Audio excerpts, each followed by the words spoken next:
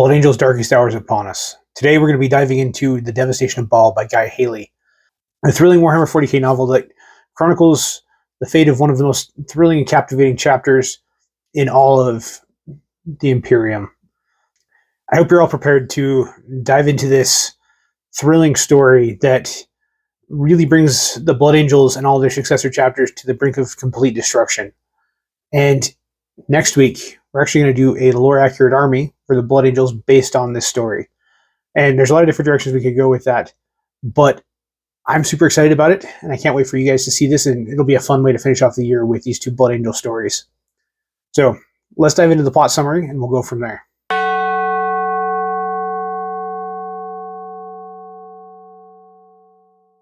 So the plot summary is pretty simple without getting too spoilery.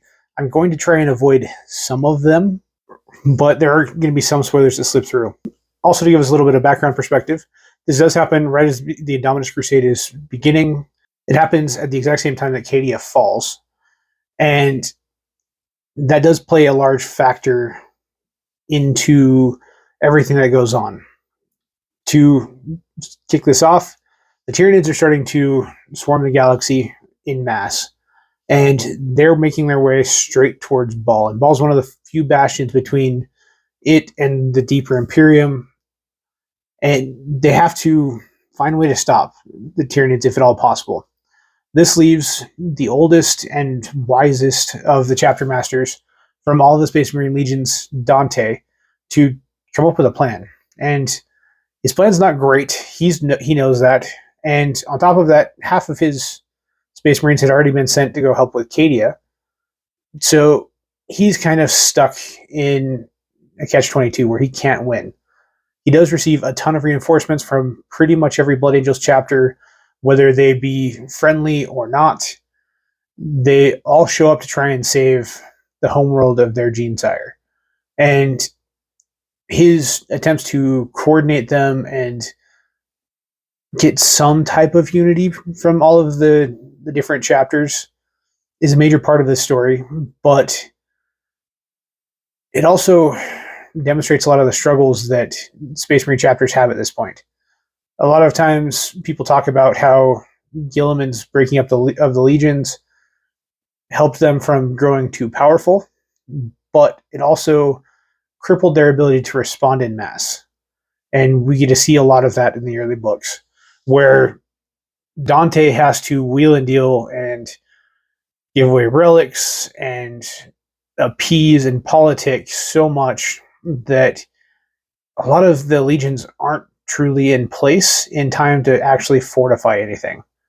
There's also some that had been fully banished from Baal that kind of sneak in and work with the Flesh Tearers a little bit to protect that. But in the end, it was a real struggle, and it ends up wiping out a large portion of all of the Blood Angels to a point where some of the chapters just will never recover.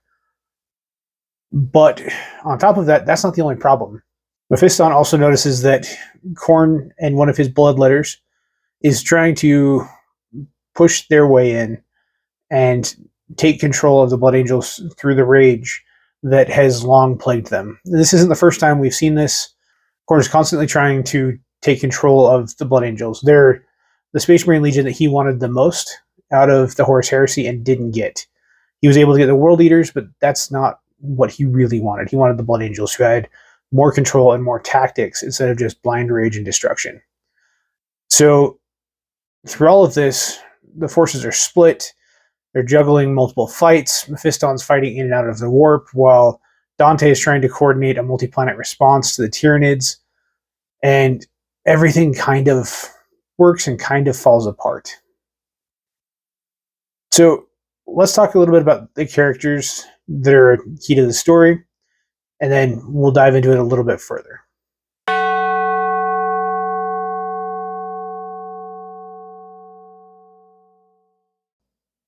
While there were a lot of secondary characters, there are really three major characters that are kind of the highlights of this story. And that's Dante, obviously. He's the main part of the story, and getting a lot of stuff from his perspective was really cool. He's one of the few Space Marine characters that really has a lot of depth to him. And it was a lot of fun to see a lot of his struggles because they're not the struggles you usually see from Space Marines. He's dealing with things like old age and having so many memories, he struggles to recall some stuff, as well as a lot of just the other natures that come with old age and having seen a lot. There's a lot of PTSD and struggles that way. But he's still having to hold the line and stay strong. And it was really a fascinating read to see. The second character you see a lot of is Mephiston, the Chief Librarian of the Blood Angels. He's a really unique character. He kind of falls in that same category as Dante, he's seen a lot, he's done a lot, and his warp powers are so strong that it makes him a little off, but in a useful way. So that struggle is really, really interesting to see brought out in novel form. And finally, you have Gabriel Zeth, the chapter master of the Flesh Terrors, who are a chapter that's very much on the brink of actual annihilation. And they do a lot to control themselves and temper themselves and keep themselves as loyal as possible, even though their rage is so much higher than a lot of other Blood Angels chapters. It is really cool to see that struggle, especially when compared to Dante, who, while he has it, he's been living with it for so long that it's almost just a side thought to him. And he can just kind of just tamp it down. And watching that friendship, especially between Dante and Gabriel Zeth, is really, really cool. It's one of my favorite counterpoints of the story itself, is watching Dante work with Gabriel Zeth and find common ground in something that is a very taboo thing to talk about for the Blood Angels, yet is the thing that actually unites them. So that was a really, really fascinating character arc for me, and probably one of my highlights of the story. Mephiston's fight as well was really cool. This book really does set the stage for a lot of what comes after the fall of Cadia, and that's kind of the point. It's to prove who Dante is and why he's so important. And having read Lion, Son of the Forest before this book actually fills in the gaps a lot and makes the ending of Lion, Son of the Forest make even more sense. So if you haven't read Lion, Son of the Forest yet, I would recommend reading Devastation of Baal first. They're not directly connected, but they tee themselves up pretty easily, especially if you dive into Arcs of Omen afterwards. So definitely a good read, definitely one of my favorites. I'm glad this was the one I put on the list for the Blood Angels as their intro to read. If you don't have a Legion yet and you read this book, you're probably going Blood Angels. Just like Lions of the Forest, you're going to go Dark Angels. After all of the characters and the importance we learn, there's a lot of, like I said, there's a lot of side characters and side stories that are really cool. You get a POV from an average person who's not the world's best dad, but it does a really good job of showing what the world is really like for the average person on Baal. It's really well represented, especially in the Tyranid invasion and what that actually looks like for these average people. But let's talk about some themes, and we'll analyze the book as a whole next, and then maybe talk about its deeper impacts on Warhammer 40K lore even more.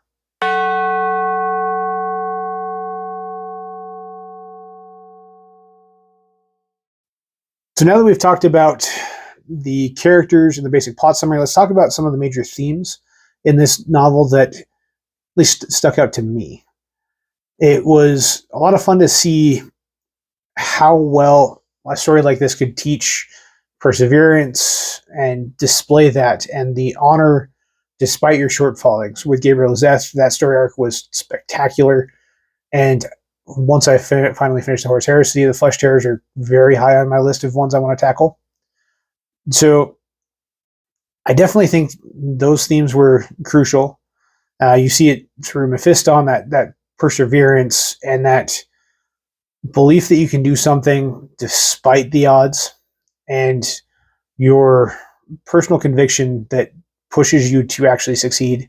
This is exactly what you want to see in a lot of Warhammer 40K stuff.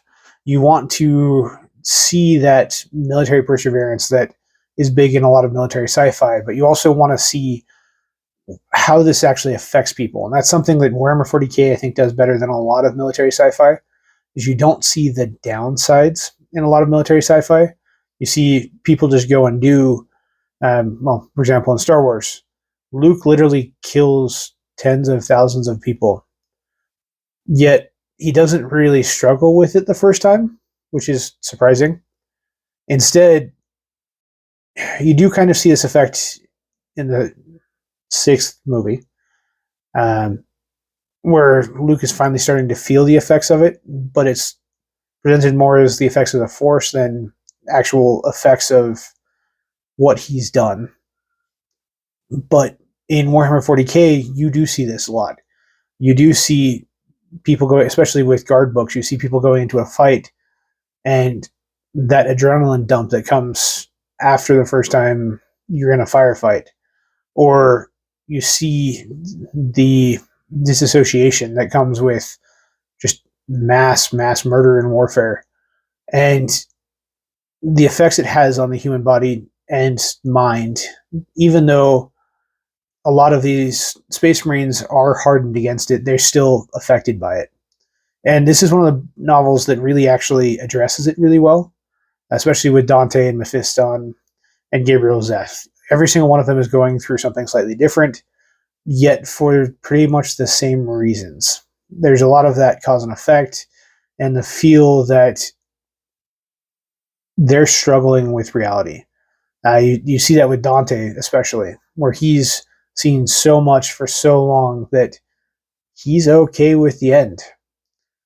He's not actively looking for it because his duty overrides his desire to get away from everything. But he says it multiple times where he's just okay if it ends. If he fails and everyone is killed, but he did his absolute best to defend them, he will be okay walking away from everything, whether that be by death to Tyranid or death in combat or however. He's going to go out honorably, but if he goes out, he goes out, and he's okay with it. While Gabriel Zeth struggles with everything that his Black Rage brings to the table. That major fight to just maintain control takes its toll on him as well as a lot of his Space Marine brothers. But that balance and that drive to be a good person keeps him in check and helps him grow as a leader and as a Space Marine in general. And it actually makes him better to work with when it comes to the people, because he does keep his rage in check. He stays a little bit more personable and understanding with the people than a lot of other Space Marines do, especially the Ultramarines. That's a big thing you see in a lot of the Ultramarine books, is they theoretically care about the people, but when it comes to practicality, the people are tools of the Imperium, especially the Guard, and that's how they're treated. Whereas Gabriel Zeth actually goes out of his way to make sure that people are safely behind and protected. When some people go missing, he goes out of his way to go find them, which is something that you don't see from a lot of the other Space Marines, even Blood Angels in general. But all of this is a really cool theme that really brings the Blood Angels to life and gives them a lot of depth that you don't see with a lot of the other Space Marines. A lot of them are just big guys with guns, whereas characters like Dante and Gabriel Zeth and Mephiston are all human. They're struggling with stuff, and it's really fun to see that as well. Okay, so next we're going to talk about the impacts on the Warhammer 40K universe and what that actually looks like and how it affects the story and narrative moving forward. And then after that, we'll just have some final thoughts and wrap this up.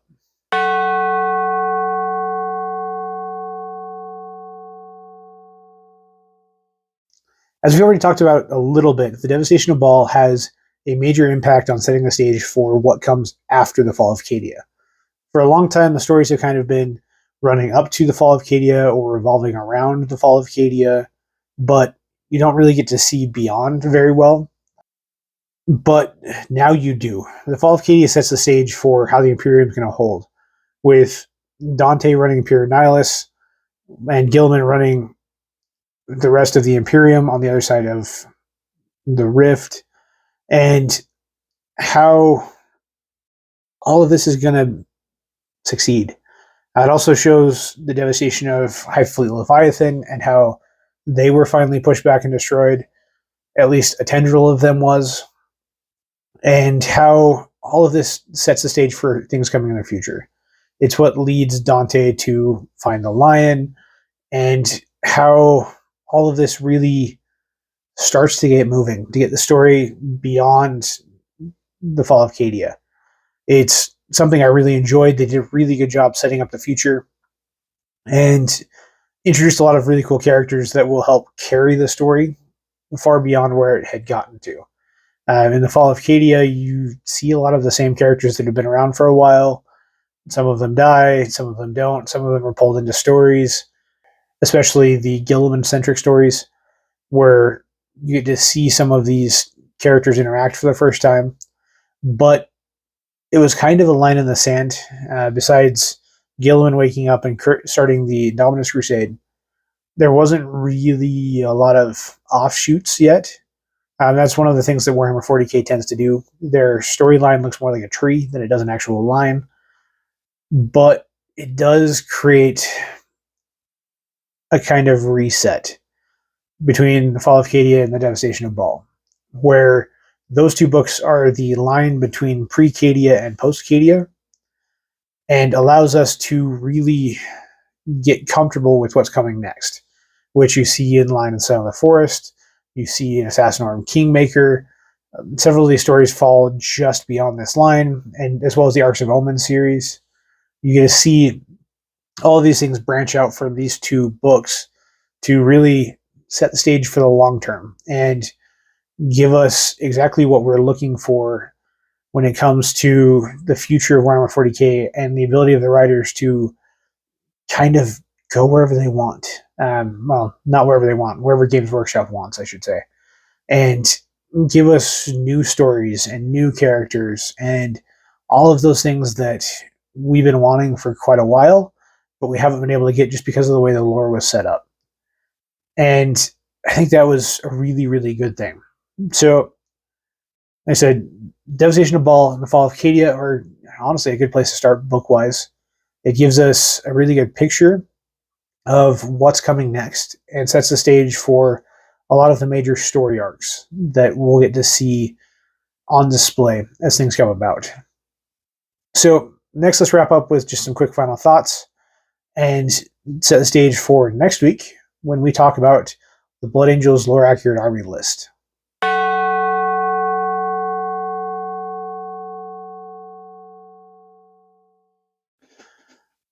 Before we dive into final thoughts, if you made it this far, don't forget to like and subscribe. And make sure you ring that little bell so you get notified when the Blood Angels Lore Accurate Army List video comes out next week.